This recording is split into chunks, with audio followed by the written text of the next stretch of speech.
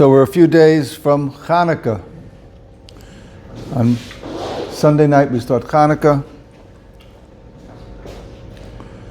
And Chanukah always occurs in the middle of these parshias. This week is Vayeshev, Shabbos Chanukah is Miketz. We're in the parshias of Yaakov Avinu.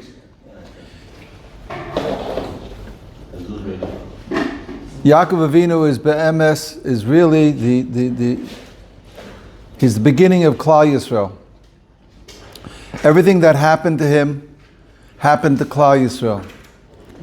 And everything that happened to him happens to each and every one of us.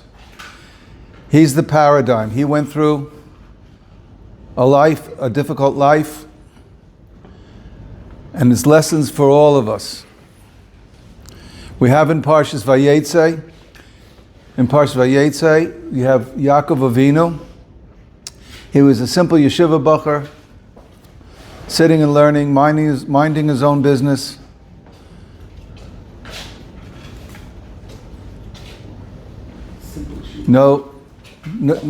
Nothing exciting happened over there. He was just sitting and learning like a normal yeshiva bacher.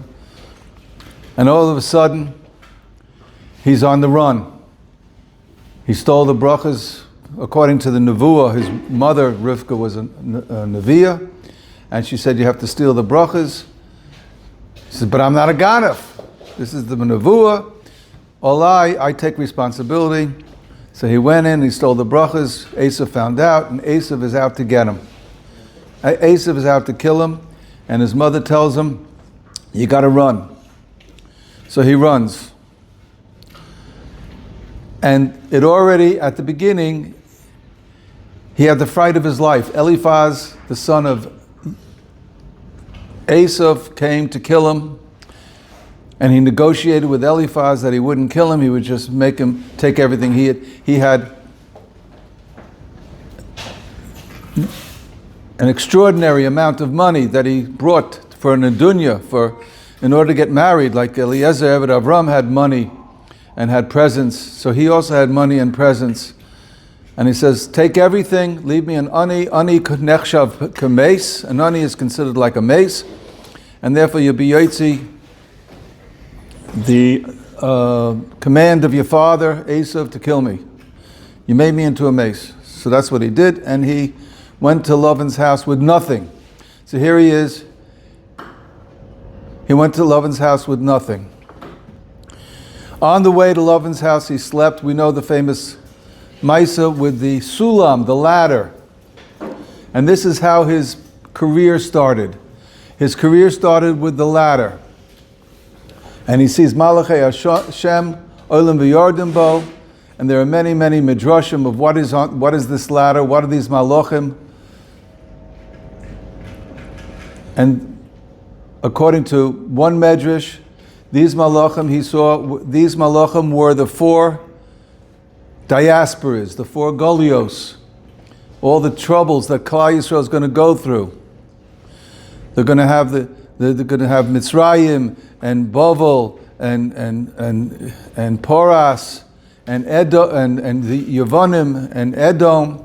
He saw the four golios that Klal Yisrael is going to have to go through in the career of Klal Yisrael until we get to the end. So the question is, why did HaKadosh Baruch Hu show him a ladder?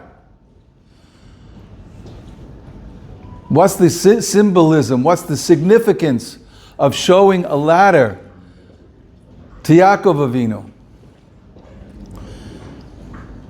So Zechariah Wallerstein, Zatzal, he said a fantastic vort. Why is it a ladder?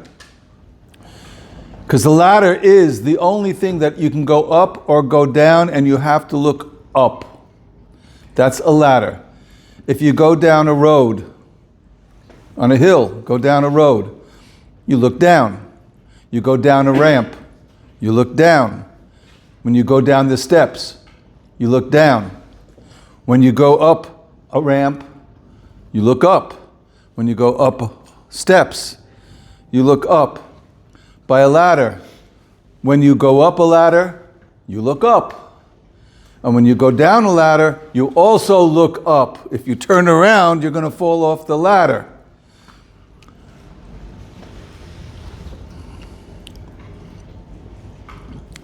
So Hashem said, I'm on top of the ladder. Always look up at the top of the ladder. Yaakov Avinu, he showed him all the tzoros that he was going to have. He's going to have a fight from Esav. He's going to have a fight with Esav. When he's going to have Lavan. He's going to have to deal for 20 years with this Ganef, Lavan, who's trying to steal everything. A mamash, a con man. He's going to come back, he's going to have the problems with Dinah. And then after Dinah, he's going to lose Yosef. Yaakov, you're going to have a very difficult life.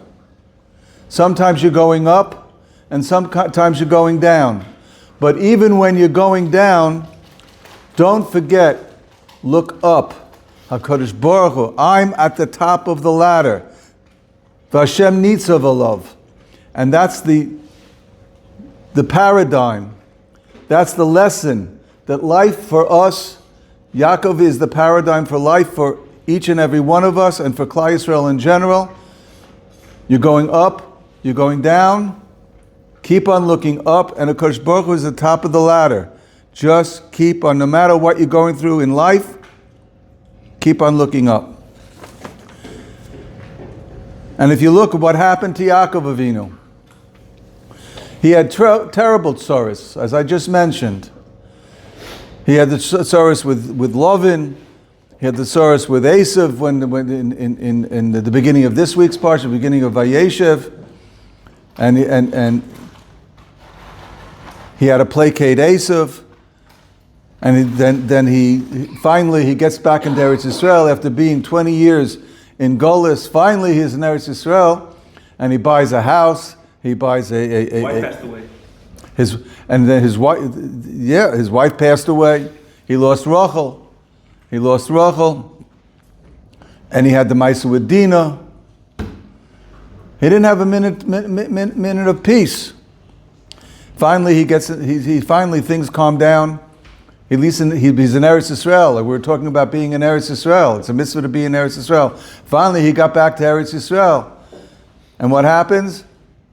Doesn't have a minute of peace. Yosef, he loses Yosef. And all of his children try to come and console him for losing Yosef. And he's inconsolable. He's a perennial oval. He refuses to, he can't accept to take any consolation. And that's his life. Until finally, at the end, when we get to Vayigash, and Yosef reveals himself to the brothers, and then Yaakov goes down. He's got to go back into Golis. He's got to live. The only time he had 17 years, his last 17 years in Golis, in Mitzrayim, those are the only time he had peace. He had a peaceful sojourn in Mitzrayim, but that was in Golis. He couldn't even live in Eretz Yisrael.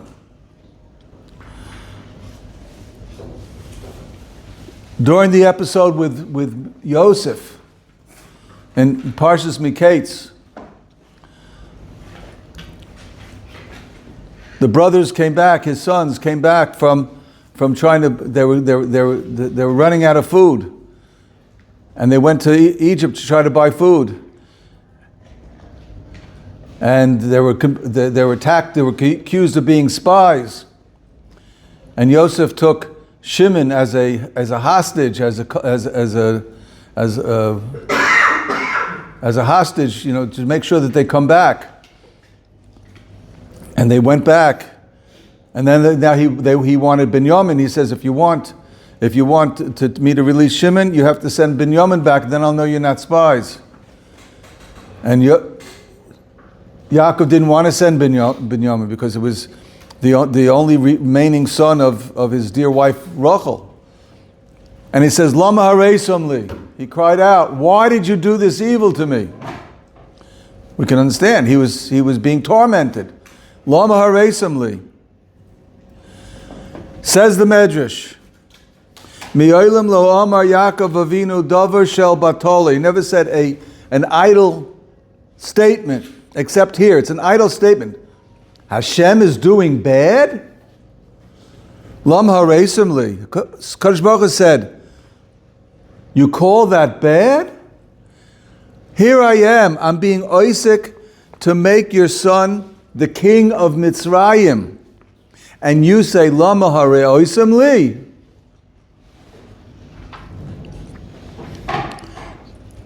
This is like it says in Yeshaya. Yeshaya says that what Yaakov meant to say, not Lama haresim li, why did you do this bad to me? But rather, Yeshaya says, Pshat is, Nistra darke me Hashem. It's a hester upon him. I don't understand it. That's what Yaakov meant to say. Everything HaKadosh Baruch Hu do is for the good. He was going through terrible torment, terrible crisis. It looked like Ra. HaKadosh Baruch Hu had a taina. Why are you calling it Ra? I'm being mamlich, your son in Mitzrayim.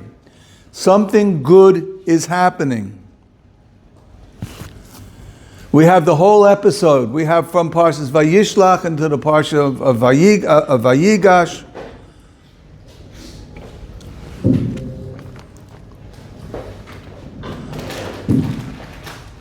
In the Medrash Rabbah on this Parsha, Parshas Vayeshev, the Shvatim were Isaac and Mechiras Yosef. The Shvatim were Isaac and Mechiras Yosef. They were trying to get rid of a rebel. He was dangerous. They thought he was a fatal danger to the future of Klal Yisrael, and he had to be taken care of because he was trying to usurp power over all the brothers. He was going to ruin the future of Klal Yisrael. That's why they came up with the idea of selling him down to Mitzrayim. And we know that a slave never escaped Mitzrayim. Never. The Shvatim are Isaac and selling Yosef. Yosef is Isaac b'sako b'tarneso. His brother stabbed him in the back. They sold him. His own brothers, his own flesh and blood. They sold him down to Mitzrayim. He's going to be a slave. He'll never see his family again, never see his dear father again. He's Isaac b'sako b'tarneso. He's despondent totally. Ruvain is Isaac b'sako b'tarneso. He was looking for Yosef. He wanted to save Yosef, and Yosef's gone.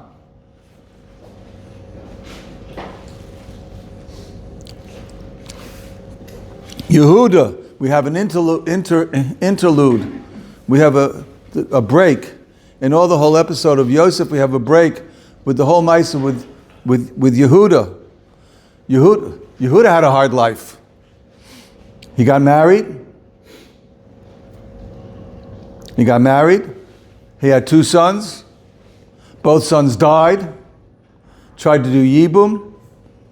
It didn't work. Then his wife died.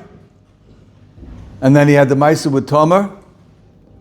He's also trying to figure out how to keep a married life. How is he supposed to keep a married life? That's what Yehuda. Yaakov is also b'sako taineso. Yaakov the whole time he was in mourning over Yosef. And HaKadosh Baruch Hu says, what am I being Isaac in? HaKadosh Baruch Hu is Isaac to create the Oiro of the Melech HaMashiach. He's creating the Melech HaMashiach. He had the whole thing that happened with Yehuda was in order that he should have through Tamar. Tamar was destined to be the mother of the Mashiach. Because Peretz, she had the twins, and Peretz was the great-great-granddaddy of David HaMelech. So Kadosh Baruch Hu was being Isaac and creating the Melech HaMashiach. And Kadosh Baruch Hu was being Isaac and sending Klal Yisrael down to Mitzrayim, which was going to be the birth of Klal Yisrael. And Yosef was going to be the Melech ben Yosef. There's two Mashiachim, Mashiach ben Yosef. There are two Mashiachim. I won't get into what's the need for two Mashiachim. There's a Mashiach ben David, but first there's going to be a Mashiach ben Yosef. So both of them are very important leaders in Klal Yisrael. And that's what the Kodesh Baruch Hu was being Isaac in. The Kodesh Baruch Hu was Isaac in Bayer Oyer Shel Mashiach. It says, B'terem tochel yelada, kodim shenoilid mishibud harishon. Even before the Shibud Rishon happened, the Shibud Rishon was Mitzrayim. Even before the Shibud, they went down to Mitzrayim, and Mitzrayim was Mishabed them. HaKadosh Baruch Hu, before the Makkah, HaKadosh Baruch Hu created the Refuah. He created the Goyal Achron. He created the Mashiach, was going to be at the end of all time. We daven every day for the Mashiach. HaKadosh Baruch Hu should bring the Mashiach quickly.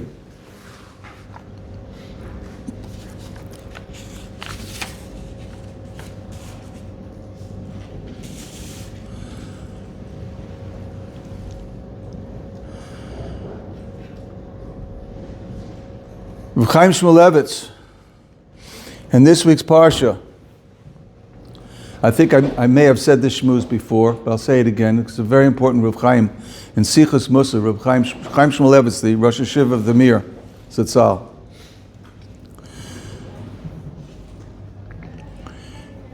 Yosef was being taken to Mitzrayim. He was sold to the Yishmaelim. He was sold to the Yishmaelim, who took him down to Mitzrayim. They eventually sold him to Potiphar. And normally we know that the Yishmaelim, what are they involved in? They're involved in oil. They've been involved in oil since the very beginning, right? And oil stinks. It's a terrible odor. So they didn't have big trucks in those days. They had to take the oil on camels, in barrels, and so they had a caravan carrying oil down to Neft, carrying it down to Mitzrayim. And Neft stinks. It smells terrible. The pasuk goes out of its way to tell us, what was this caravan carrying? Spices, sweet-smelling spices, balsam, wonderful perfumes. It was a caravan of Yishmaelim carrying perfume. Why? Rashi points out this is not normal. Yishmaelim always carried foul-smelling items. But Kodesh Baruch Hu didn't want, he orchestrated that this caravan specifically should be carrying perfume. Chaim Shmulevitz asked the obvious question. You really think Yosef cared what he's smelling right now? He's being sold as an Eved. An Eved in those days was a piece of chattel, like an animal. They treated him, an Eved like an animal, just something that you own. They didn't. It was beneath being human. It was subhuman, a subhuman existence. That's what he was being sold as. He's got in the middle of all these sorrows. The darkest moment of his life is being dragged down to Mitzrayim to be sold as a slave. He's never going to see his family again. He really cares about what he's smelling.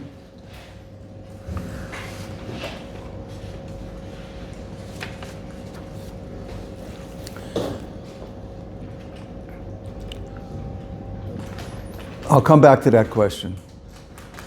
The question is Chanukah. Reb Chaim Shmulevitz says we're going to use this to answer up another question about Chanukah.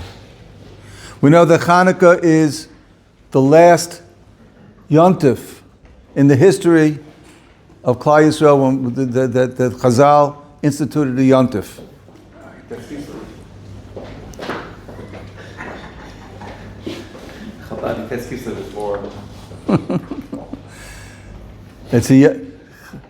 We have all the Yom Tovim. There are two Yom Tovim which are D'Rabbanan. After the close after the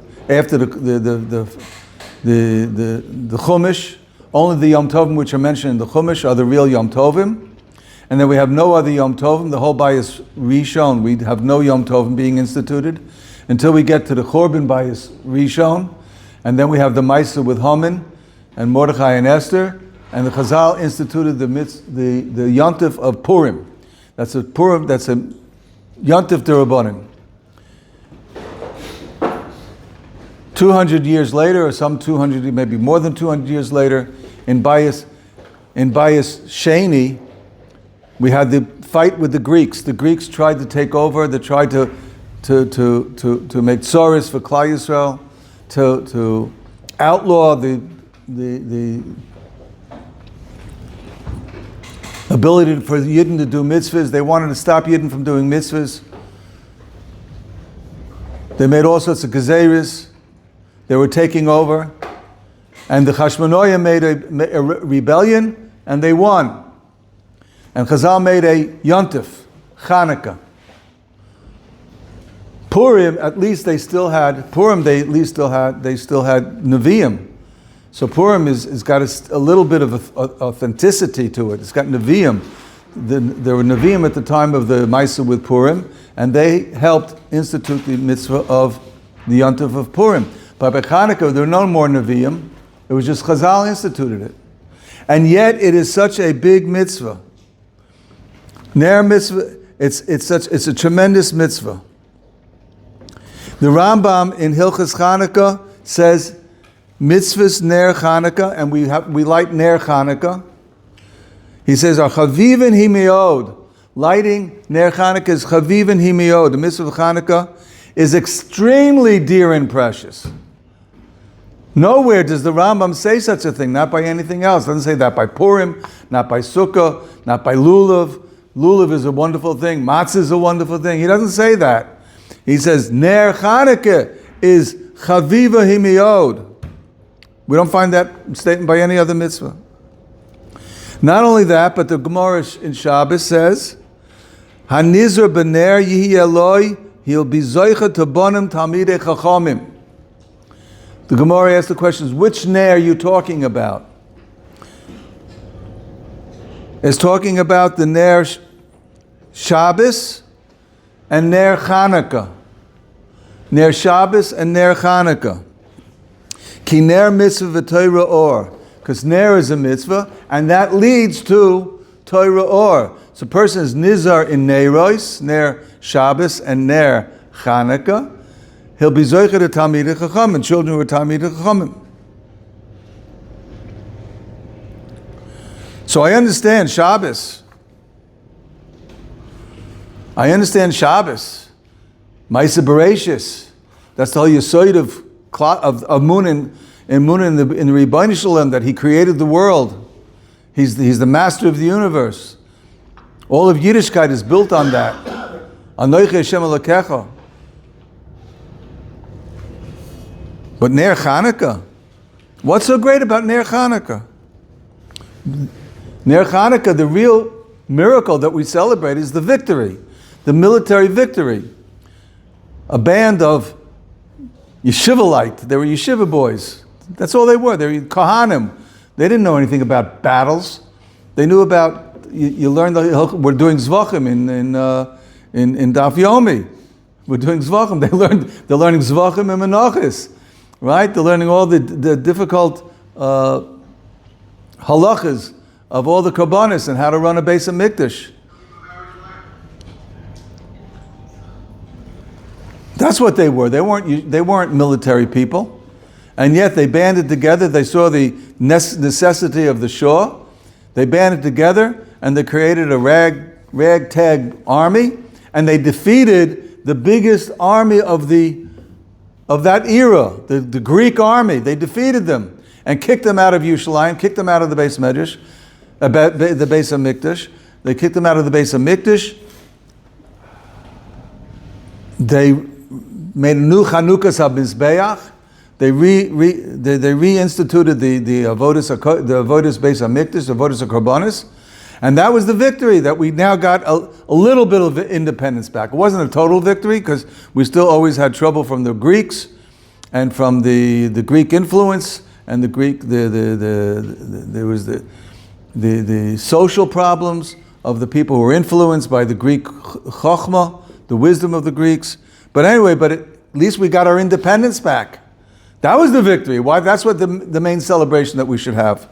What's so great about Ner Chanukah? What's the candles? We have some candles. They found a jug of oil that was tahor, not tameh. One jug of oil. One jug of oil. They asked the question, what's so big? What's so important about they found one jug of oil that was not defiled by the Greeks? Tuma hutra b'sibur. If you have no oil which is tahor, you're allowed to light oil which is tameh. So why all of a sudden we make such a big thing about they found a jug of oil and a lid and it was only enough for one day, it lasted for 8 days.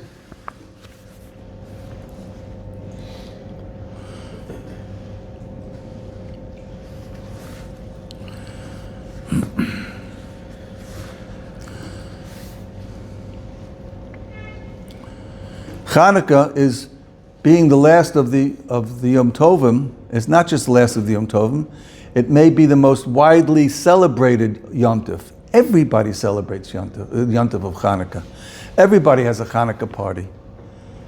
Even the Jews who are so distant from Yiddishkeit, and they all celebrate Chanukah. They understand what a little bit. You light Chanukah lights. Chanukah candles. They make Chanukah parties. Everybody seems to know about it. Concept of a dreidel with the tree. In America, I think I said this a few years ago. In America, there was the yeshiva bacher. He was driving with his family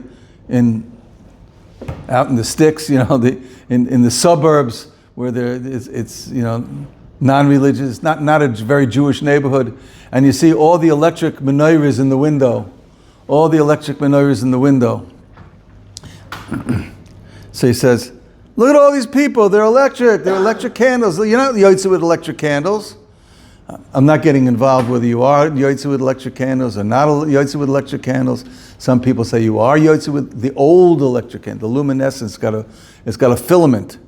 The old filament bulbs, some people say it's a big argument whether or not you're yotze with the filament bulb. I'm not going to get involved in that now. But most posts said you're not, but sometimes if you're stuck like on a plane, you can light my neighbor, he made a little Chanukah with a battery and bulbs. I don't know if you can get these bulbs anymore, the filament bulbs. LED, you're not yotze. LED, you're not yotze because it's not fire. It's just glowing crystals, that's all. It's just crystal which glows. It has nothing to do with fire. So he said, look at all these people lighting they think they're lighting the Chanukah lights. They're not yotze. So his father said, what are you talking about? Yotze, not yotze. Look at all these Jews. They're so far from Yiddishkeit, and yes, they still have a spark of Yiddishkeit. They want to express the spark of Yiddishkeit to the whole world. They want the whole world to put it in their window, and they want everybody to know, look, I'm a Jew. I'm still Jewish. I hope that's still true today. This statement was made many years ago. It's dying out, unfortunately, that the assimilated Jews of America, even that they don't even keep. They have no clue that they're Jewish anymore. So I don't know if that, but if you see a Jew who's so distant and he's lighting Chanukah menorah, that shows that he's still holding on to something. Rebbe, my family does one less candle every night for green, less CO2 emissions. I'm joking, I'm a joke. What are you going to do? Something? No, green emissions, we're trying. Less CO2, I don't want to burn that much. Anyway, that bad joke. That's also a bad. one for the Palestinians also, Rebbe. That's bad joke. So what's the importance of the Chanukah lights?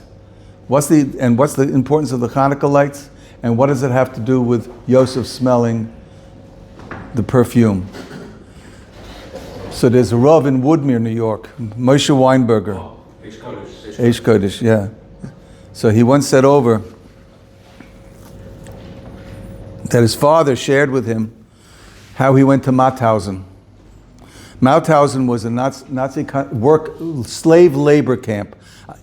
Call it concentration camp. It wasn't a crematorium camp. It was a slave. They worked the slaves until they died. They worked you. It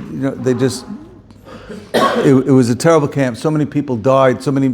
They just worked and they starved you and worked you, and it was a terrible place to be. Slave labor in Austria. It says they were packed into a cattle car. The day he went there, he was packed into a cattle car. Half the people were already dead. It was Friday night, and there was a little yidel there. There was a yidel in the cattle car. It says, Yidden, it's Friday night, let's sing L'cha Doidi. And he started davening Kabbalah Shabbos by heart. And everybody joined along, L'chunaran and all. And he got to L'cha Doidi, and he sang a L'cha Doidi. Moshe Weinberg's father told his son, Moshe Weinberger, he says, he never heard such a davening in his life. Never heard such a davening in his life. This L'cha Doidi gave him a tremendous chizik. He felt something, invigorated. He now had the koyach to continue on as he went to the concentration camp in Mauthausen. So Rav Weinberger was 11 years old at the time, and he didn't like that story. It took some time. He didn't have until he got up the nerve, and he asked his father about it. Whatever happened to that tzaddik who sang L'cha Doidi in the cattle car? His father answered, he didn't make it. And how many of the people who sang L'cha Doidi did make it? You got out alive. Anybody else? I know 2 or 3. So what's so gewaldig about that story you told me? What's so gewaldig about that story? So he sang L'cha Doidi. So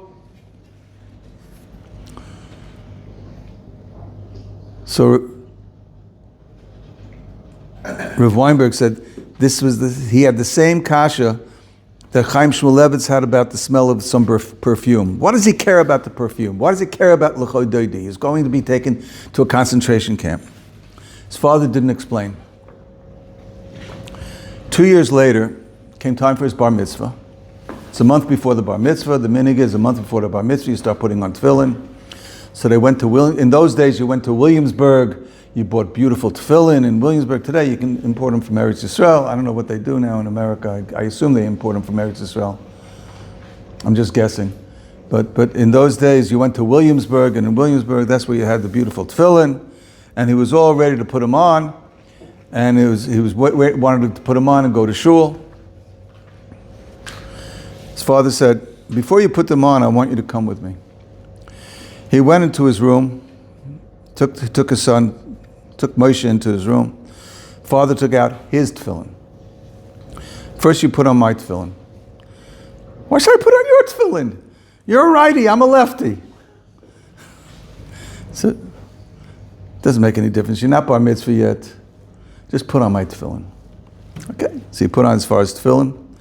And while he's sitting there with his father's tefillin on, now listen to me. That question you asked me 2 years ago, now listen to me. All the young men in the town in Hungary were gathered, taken to by the Hungarian army to the train station. His father, Moshe Weinberg's grandfather. So the grandfather he went to the train station with his son. Now, the son believed, like everybody else in the yeshiva, they're being taken away for a short time. That's what the Germans, they always had these stories. Just for a short time, we need you for the war effort. You have to work a little bit. They knew that the war was winding down. They listened on the radio. The Allied forces were pinching the Nazis. The Americans were coming in from the west. The Russians coming in from the east. It wouldn't be long until it's over. It was the last year of the war when the Nazis invaded Hungary. But his grandfather understood the truth.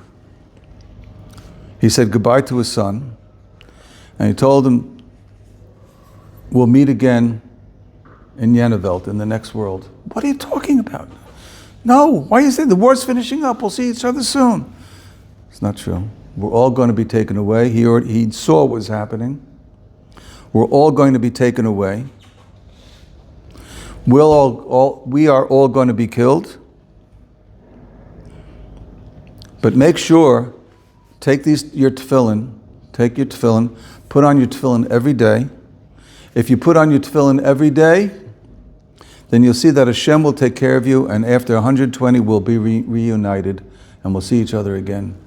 What are you talking about? Why are you talking that way? They were both crying. Hungarian soldiers took the young boy, shoved him into the train car, took his tefillin with him. In the concentration camp, he put on his tefillin every day. In the history books, it says that there were tefillin in Mauthausen. We don't know how he was able to hide them, and not only did he put on the tefillin every day, thousands of Yidden risked their lives to put the tefillin on. They made a circle around him, they put it on, said Shema, took it off, next. Shema, took it off, next. Shema, took it off, next. Thousands of Yidden wore the Mauthausen tefillin. And it was sekonos nefashos. If you got caught, you were shot on the spot. How they did it, we can't even imagine. But they did it.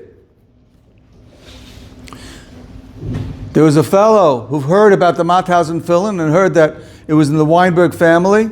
And he went over to Moshe Weinberg's father. He wanted to buy them for the Holocaust Museum in Yerushalayim. They offered him a large sum of money for the Mauthausen tefillin. There's no money in this world for those tefillin. There's no money in the world for those tefillin. He refused to sell them. And he told over his young Moshe, twice, I had a miracle. What was the miracle? All of a sudden, before dawn, the Nazis come in like they always did, dogs barking, yelling, hitting everybody with sticks.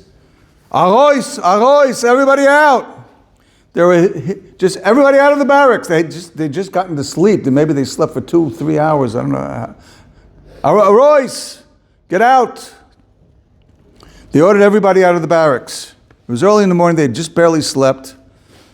Get out. He was very scared. What did he do? He grabbed his tefillin and he wrapped them in his shmata pajamas. Ran outside. He thought they were going to be taken to be killed. The Germans, all they wanted to do was burn down the barracks. The barracks were infested. They were infected and infested with lice and ticks and all sorts of other creepy crawling things. And also all the inmates were sick, so they were infected. The Germans were now afraid that they would catch what's going on. They burned down the barracks. Everybody arois. So he didn't know what he was going to do. He didn't know. So he didn't know where to hide the tefillin. He saw the other barracks was already on fire. He couldn't leave it in his barracks. So he took it. He ran outside. They were being taken away, some sort of delousing, some sort of disinfectant spray, whatever they did. It was freezing cold. All they had on was thin pajamas. He was trying to think, how am I going to hide my tefillin? How am I going to hide my tefillin? And then they ordered everybody, undress. throw all your clothes in a pile and go over there. There was a big tractor dumping all the shmatas into a big pit where everything would be burnt. He didn't know what to do. Nothing he could do. He took his shmata pajamas off. He wrapped the tefillin. How he hid them, it's amazing. He wrapped the tefillin in the pajamas and he threw them into the pile. The tractor came, pushed all the shmatas into a pit. Then they poured some kerosene over it, gasoline over the shmatas. They lit it, all went up in flames. They killed the infected clothing. He didn't know what they were going to do with everybody. He was expecting to be shot. But instead, they went to a disinfecting, a delousing, spray. They got sprayed and washed off a little bit. And the Germans, and then everybody put on new pajamas. Everybody go back. They gave him a new barracks. So he passed by the pit, and he looks in the pit, and he sees all the ashes, and everything had been burnt to a crisp, except his tefillin. His tefillin were still intact. He jumped quickly into the pit, grabbed his tefillin, ran out again, hid him under his pajamas, and he went into the barracks. Everything had been burnt. All he had done was wrap his tefillin in his pajamas, and everything was gone except his tefillin. This happened twice. So his father told him, I don't have an answer why I had to go through what I went through. He went through Gehenna. Anybody who went to a concentration camp went to Gehenna. The Satmar Rav, once somebody went to the Satmar Rav and asked, I want to get a bracha from you. You don't need a bracha from me. You know what you do? He had been in a concentration camp also, the Satmar Rav, but he got out somehow. He said, look for somebody with numbers on his arm and ask him for, and he's still frum. Anybody with numbers on his arm and is still frum, ask a bracha from him. He's the person who has the koyach to give you a bracha. What they went through, and they're still frum. So I don't have an answer why I had to go through what I went through, and why your mother went through what she went through. What happened to our whole family? I don't have answers to these questions. And I don't need it.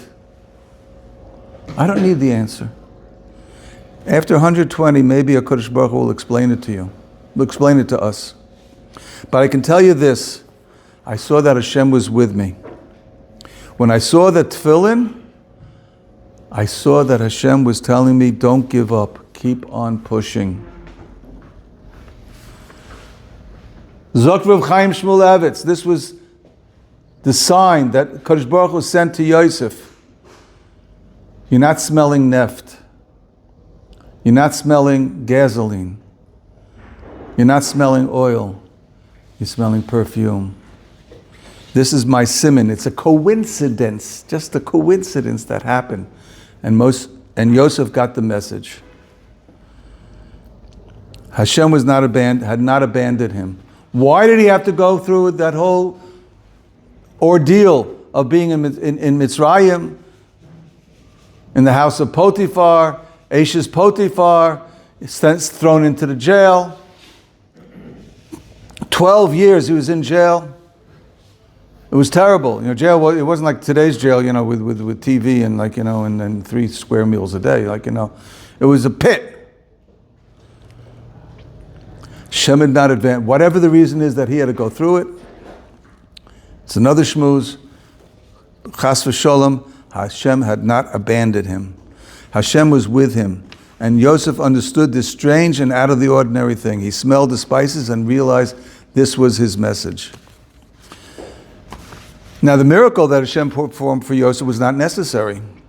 It was not crucial for the survival of Yosef. Why did Hashem do the miracle? To show that HaKadosh Baruch Hu still loves us. He still loved Yosef. It was like a neshika, a little kiss from HaKadosh Baruch Hu. It was a neshika that showed that HaKadosh Baruch Hu still loves his people. On Chanukah, we merited two miracles. One was the miracle of the military victory. And they knew that it wasn't a full victory. They hadn't totally wiped out and stopped the Greek army. They just kicked them out of Yerushalayim, but they still had many, many more years of battle. I once saw that the Hashmonaim had to fight for another 30 years. They were still fighting the Greeks. The battles kept on going on. But the second miracle is the miracle of the oil. It was an unnecessary miracle. It was not necessary. So why did it happen? To show Klal Yisrael. The Chiba Yesera, like the Rambam says, the Chiba Yesera that Kadosh Baruch Hu has for his people. This is the story of Chanukah.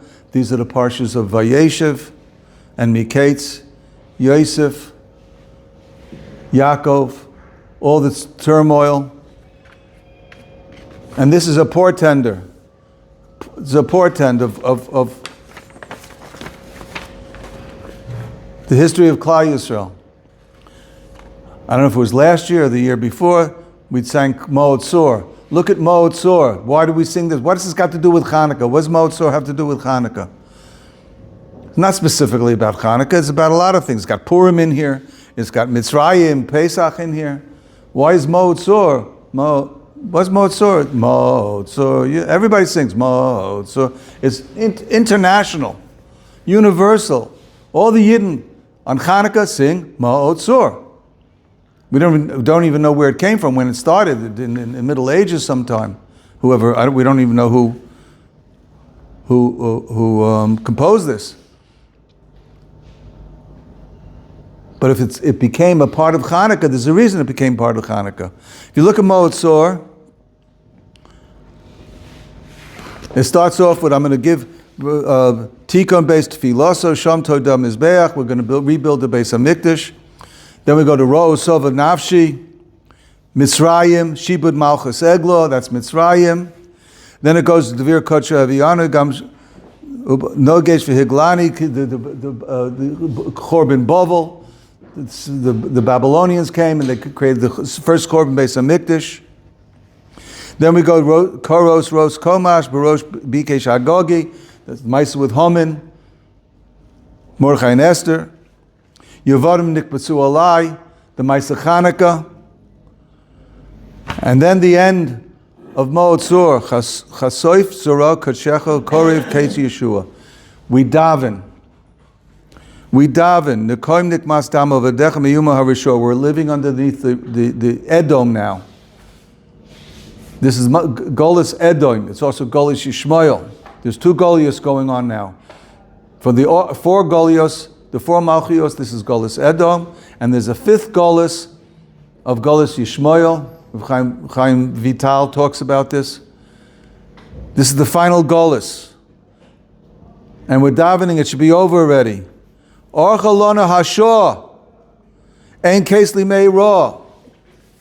It just drags on and drags on. And we don't see any end to it.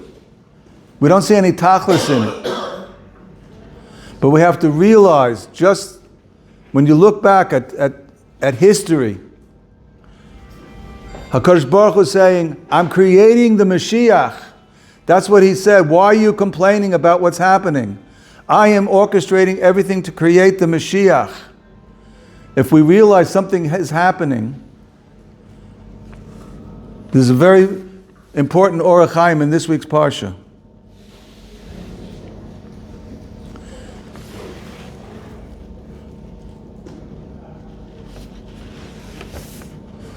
He asked the question, Shluchei mitzvah einin nezoken. Yaakov sent Yosef to go look for the brothers. Now Yaakov knew that the brothers were not in good relationship with Yosef. They hated him. Yaakov knew that. And yet he sent Yosef alone to go find his brothers. What was Yaakov thinking? The answer is Shluchei mitzvah einin nezoken.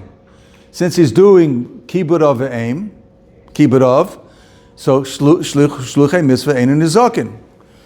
We have a klal. That's only b'halichosim, b'chazrosim. We don't have the protection of Shluchei Mitzvah. So he says, and come back and tell me. So even in coming back, he's still Shluchei Mitzvah and in Nezakin. What did the Kodesh Baruch Hu do? He orchestrated that they were not in Shechem. He said, go to Shechem. They weren't in Shechem. They were somewhere else. And he sent a malach to tell Yosef to go to the other place. Now, when Yosef went to the other place, he was not fulfilling his father's shlichus, because his father gave his shlichus to go to Shechem. It's no longer Shluchei Mitzvah and Nezakin, so therefore he lost the schus, the protection of Shluchei Mitzvah and Nezakin.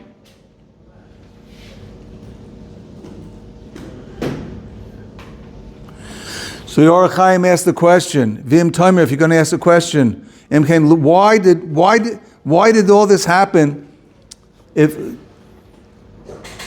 Yaakov was trying to protect Yosef with Shluchei Mitzvah and Nezakin, and yet he still got sent down, sold as a slave down to Mitzrayim? Why did it all happen? Why did HaKadosh Baruch Hu how to block Yaakov's plan, thwart Yaakov's plan of Shluchei Mitzvah and Nezakin, and send him somewhere else, and then he got sold as a slave? Nezek. So he says, this is not Nezek. It's still Einu Nizakin. It's a Chiddush. It's still Einu Nizakin. Because a Nezek, a harm, which the tachlis of it is a Hatova Gedoyla, is not considered Nezek. And this is what we have to learn. Kodesh Baruch Hu has in mind, we're still waiting. HaKadosh Baruch Hu promises there's going to be a Mashiach. We know Mashiach is going to come. We don't know when. But we know for sure Mashiach is going to come. And just like on the national scale, every one of us goes through our own sorrows. Everybody has his own sorrows and things that happen to him in life. And look for that little spark of light. The shemen that they found, the tefillin that were saved. There's always an incident that happens that was out of the ordinary. And this is a wink, a little kiss from a Kodesh Baruch Hu.